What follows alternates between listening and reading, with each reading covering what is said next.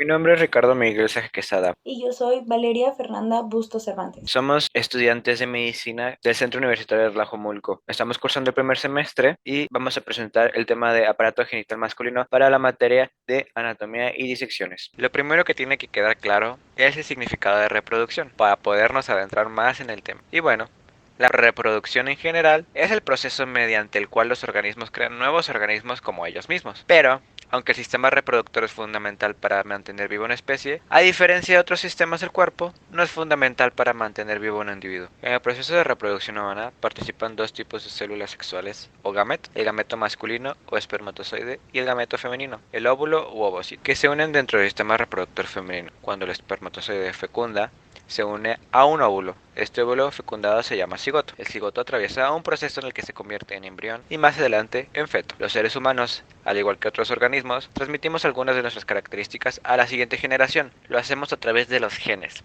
los portadores especiales de los rasgos humanos. Los genes que los padres transmiten a sus hijos hacen que estos se parezcan a otros miembros de la familia, pero también hacen que cada hijo sea único. Estos genes provienen del espermatozoide masculino y del óvulo femenino. Pero esto lo abordaremos a profundidad más adelante. Tan solo era una breve introducción, pero ahora sí, ¿qué es el aparato genital masculino? Bueno, como generalidades, podemos decir que las personas de género masculino tienen unos órganos reproductores o genitales que están tanto dentro como fuera de la pelvis, que permiten al hombre participar en el proceso de la procreación y están perfectamente adaptados para que pueda desarrollar de manera efectiva su actividad sexual. Los genitales masculinos incluyen tanto órganos internos como externos. Los externos son el pene y el escroto, y los internos son los testículos, el sistema de conductos que está formado por el epidídimo y el conducto deferente y las glándulas accesorias. Estas incluyen las vesículas seminales y la próstata. Como ya dijimos, el aparato reproductor masculino es el responsable de la reproducción, es decir, la producción de gametos para la fecundación del óvulo, huevo o gameto de la mujer. Las funciones del aparato reproductor de los hombres son, primero, producir, mantener, almacenar y transportar los espermatozoides, que son las células reproductoras masculinas, y el líquido de soporte de estas células, que es el semen. Después, es descargar estas células reproductoras en el tracto reproductor femenino durante las relaciones sexuales, y producir y secretar las hormonas sexuales masculinas responsables del mantenimiento del sistema reproductor masculino. Bueno,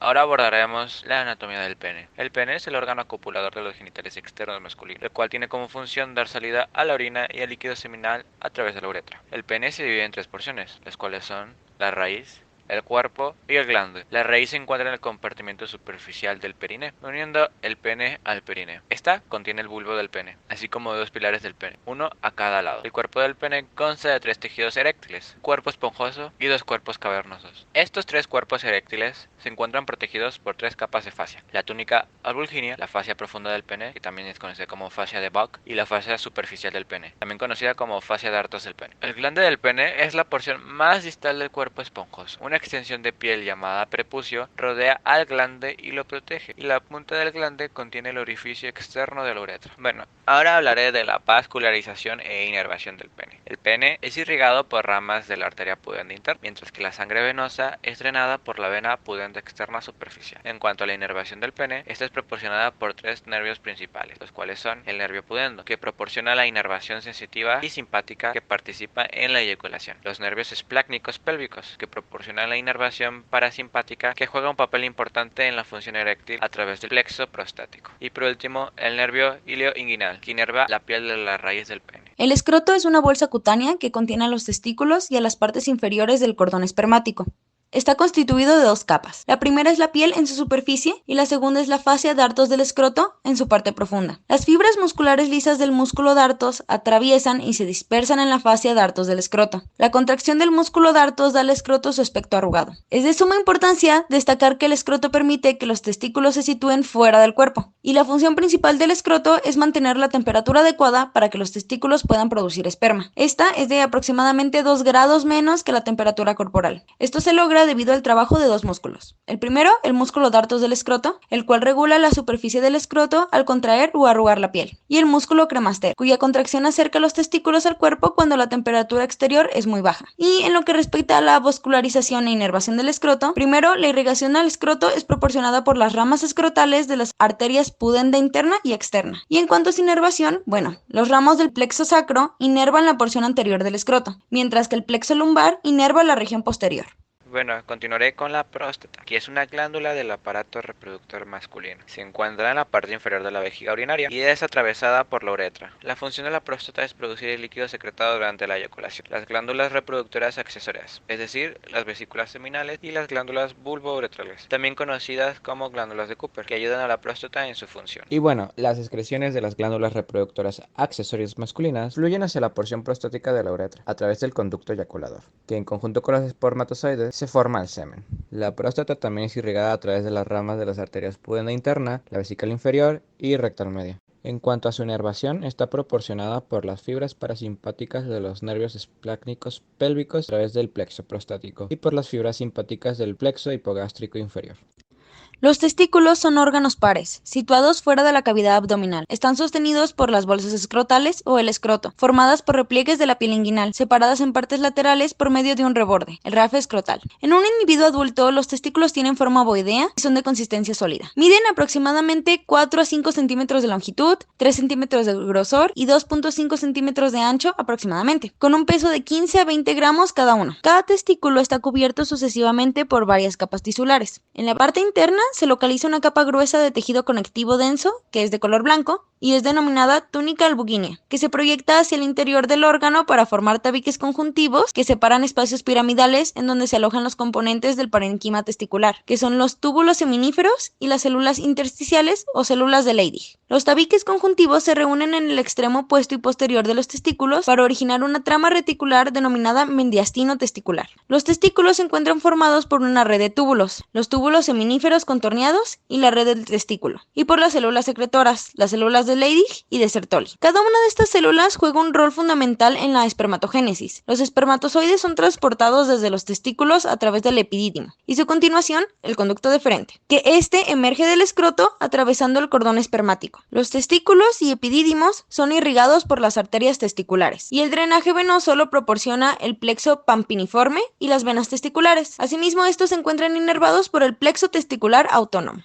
Bueno, continuamos con el epidídimo, que se encuentra en la cara posterior del testículo y es formado por diversos conductos y su principal función es el almacenamiento y la maduración de los espermatozoides. El epidídimo se divide en tres partes: la cabeza, que está conectado a los conductillos eferentes del testículo, el cuerpo y la cola, que la cola del epidídimo continúa distalmente como el conducto deferente. Los espermatozoides experimentan varios procesos durante el recorrido que realizan a través del epidídimo. Estos cambios son que adquieren movimiento propio, es decir, que las sustancias secretadas por las células del epidídimo activan el movimiento flagelar de los espermatozoides para producir la maduración fisiológica. También un cierto porcentaje de espermatozoides anormales son destruidos y reabsorbidos. De igual manera, la secreción de las células secretoras les confiere un factor discapacitante en la capa externa de las glicoproteínas, que impide que los espermatozoides tengan un poder fecundante, que lo adquirirán durante su trayecto por el tracto genital femenino. Y por último, los espermatozoides se alejan y almacenan en el cuerpo y la cola del epidídimo, que permanecen allí hasta que se produzca la eyaculación. En el caso de que esto no ocurra, después de un tiempo de permanencia en el epidídimo, que son 15 días aproximadamente, son reabsorbidos. Las vías espermáticas o seminíferas son las encargadas de transportar a los espermatozoides desde el extremo final de los tubulillos seminíferos hasta el exterior en el acto de la eyaculación. Las vías seminíferas se inician en los tubulillos rectos. Estos están revestidos por células similares a las de Sertoli. Estos se anastomosan y forman la red testicular. De esta red se proyectan alrededor de 10 a 15 pequeños conductos que son denominados conductos eferentes. Estos atraviesan la albuginea y confluyen para construir el conducto llamado epidídimo. Este conducto mide de 5 a 6 metros de longitud y se enrolla varias veces y rodea la albuginea para formar una estructura alargada y ovalada que se sitúa en el borde craneal y posterior del testículo. Anatómicamente, el epidídimo presenta tres porciones: la cabeza, el cuerpo y la cola. La luz está tapizada por un epitelio pseudoestratificado cilíndrico y secretor, con abundantes microvellosidades largas denominados esterocilios. El extremo final del epidídimo se continúa con el conducto deferente, que es una estructura tubular de paredes gruesas formado por 3 capas de fibras musculares lisas. Este penetra a la cavidad pélvica a nivel de la región inguinal, formando parte del cordón espermático, y se continúa hasta relacionarse con la vejiga urinaria y el conducto de secreción de las vesículas seminales. Tiene una longitud de 35 a 40 centímetros por 2 a 3 milímetros de diámetro aproximadamente. En su porción final se ensancha para formar la ampolla del deferente. Luego se estrecha para construir el conducto eyaculador, que desemboca en la uretra prostática. También otra cosa que es importante mencionar es el cordón espermático, que es una estructura con forma de cordón que contiene nervios, sangre, vasos linfáticos y el conducto deferente, que lo veremos más adelante, pero es un tubo enroscado por la que los espermatozoides salen del testículo. El cordón espermático va desde el abdomen hasta el testículo y se conecta con este en el escroto, en el saco externo. El cordón espermático también transporta el paquete neurovascular de los testículos y lo suspende en el escroto. El paquete neurovascular contiene arterias, nervios, al plexo pampiniforme, el conducto deferente, vasos linfáticos, la túnica vaginal de los testículos y el músculo cremaster, donde 3 capas tisulares rodean todas estas estructuras neurovasculares, que son la fascia espermática externa, el músculo cremaster y la fascia espermática interna. Explicando un poco más del conducto deferente, este es un tubo muscular que se ubica dentro del cordón espermático y es el componente principal del aparato reproductor masculino. Como ya había explicado anteriormente, es continuación del epidídimo y está involucrado en el transporte de espermatozoides desde el epidídimo hacia los conductos eyaculadores. Su recorrido inicia posterior al testículo y medial al epidídimo, dentro del cordón espermático, y atraviesa el conducto inguinal. Sale por el anillo inguinal profundo, cruza los vasos ilíacos externos, cruza el uréter, pasa a lo largo de la vejiga y se une al conducto de la vesícula seminal para formar el conducto eyaculador. Bueno, diré más en detalle el recorrido del conducto deferente, que mide aproximadamente unos 45 centímetros de largo e inicialmente es contorneado, pero se vuelve más recto a medida que asciende en su recorrido posterior al testículo y medial al epidídimo, que cuando alcanza la cara superior del testículo recorre superiormente en el aspecto posterior del cordón espermático, para luego cruzar el conducto inguinal, antes de salir del cordón espermático a nivel del anillo inguinal profundo. Se curva alrededor de la arteria epigástrica inferior y asciende por delante de la arteria ilíaca externa. Cruza los vasos ilíacos externos en dirección oblicua y ligeramente posterior. Después de esto, entra en la pelvis menor, donde es retroperitoneal, atravesando medial y posteriormente a los vasos vesicales, a los vasos y nervios obturador y a la arteria umbilical obliterada. Posteriormente, cruza por arriba del uréter, en el ángulo posterolateral de la vejiga. Una vez cruza el uréter, el conducto deferente se expande y es denominado ampolla. Después de esto, pasa entre el aspecto superior de la vesícula seminal y la cara posterior de la vejiga en dirección anteromedial. El conducto deferente luego recorre inferiormente a lo largo de la base de la vejiga, anterior del recto, antes de unirse al conducto de la vesícula seminal en un ángulo agudo para formar el conducto eyaculador. Y como función, el conducto deferente colabora en el transporte de espermatozoides desde el epidídimo hacia los conductos eyaculadores, que durante la eyaculación el sistema nervioso simpático inerva las capas musculares del conducto deferente y produce contracciones peristálticas fuertes que ayudan en la propulsión de los espermatozoides. La uretra es un conducto que también integra parte del aparato urinario, pues a través de ella se elimina la orina almacenada en la vejiga urinaria.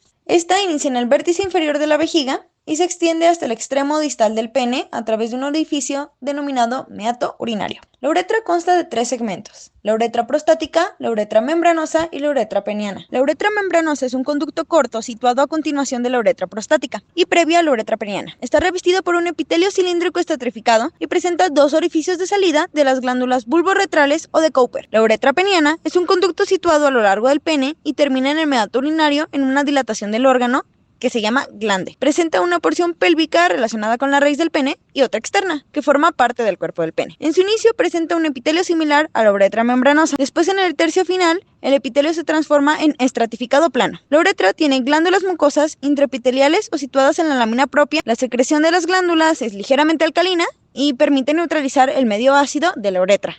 Continuando con las vesículas seminales, están situadas encima de la próstata. Se unen a los conductos deferentes para formar los conductos eyaculadores que cruzan la próstata. La próstata y las vesículas seminales producen un líquido que nutre a los espermatozoides. Este líquido suministra la mayor parte del volumen del semen y que con él se expulsan los espermatozoides durante la eyaculación. El resto del líquido que forma el semen proviene de los conductos deferentes y de las glándulas de Cooper en la uretra. Las vesículas seminales también se pueden considerar glándulas anexas, ya que son formaciones epiteliales glandulares cuyo producto junto con los espermatozoides forman el semen o el líquido seminal. Por lo que las vesículas seminales son glándulas pares, situadas entre las paredes laterales y posterior de la vejiga y el recto. Miden de 5 a 6 centímetros de largo por 1.5 de ancho. Son estructuras alargadas que se enrollan ligeramente sobre sí mismas, que están recubiertas de tejido conectivo que les forma una cápsula. También están revestidas por un epitelio cilíndrico sencillo secretor que junto con el tejido conjuntivo que forma la lámina propia se proyectan para formar vellosidades ramificadas y poseen un conducto que desemboca en el conducto eyaculado. La secreción de las vesículas seminales es ligeramente alcalina y contiene un azúcar, la fructosa, utilizada por los espermatozoides como una fuente de energía, mientras sus células también sintetizan y secretan prostaglandinas y flavinas, que es un pigmento amarillento. Las glándulas bulborretrales o glándulas de Cooper son dos pequeñas glándulas que tienen la forma y el tamaño como de un garbanzo. Se localizan a los lados de la uretra membranosa y en su luz drenan la secreción que ellas elaboran mediante dos pequeños conductos. Están constituidas por pequeños lobulillos integrados por alvéolos glandulares mucosos. Estos son encargados de secretar mucina o moco, una sustancia densa e intransparente de pH alcalino, y la secreción contribuye a proporcionar alcalinidad al semen.